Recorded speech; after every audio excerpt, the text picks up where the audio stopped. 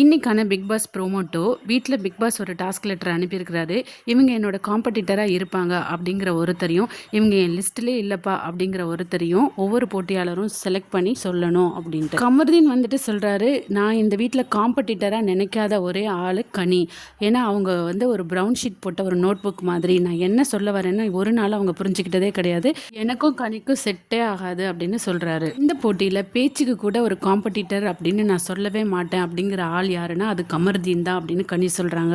அது மட்டும் இல்லாமல் கமருதீன் கிட்ட நான் ஒவ்வொரு டைமும் பேசுகிறதெல்லாம் such a waste of time அப்படின்னு சொல்கிறாங்க. தன்னை ஒரு ஹீரோவா பெண்களின் காவலனா காமிச்சுக்கிறாரே தவிர என்னை பொறுத்த வரைக்கும் கமருதீன் ஒரு காமெடியன் தான். ஸோ எந்த வகையிலும் அவர் என்னோட லிஸ்ட்டில் இல்லை அப்படின்னு கனி சொல்கிறாங்க. காலையிலேருந்து லைவ் ரொம்பவே போரிங்காக போயிட்டு இருக்கு. சரி, ஒரு கொளுத்தி போடுற டாஸ்க்கை கொடுத்தாவது வீட்டை கொஞ்சம் பரபரப்பாக்கலான்னு சொல்லிட்டு பிக் பாஸ் இந்த டாஸ்க் அனுப்பியிருக்கிறாரு.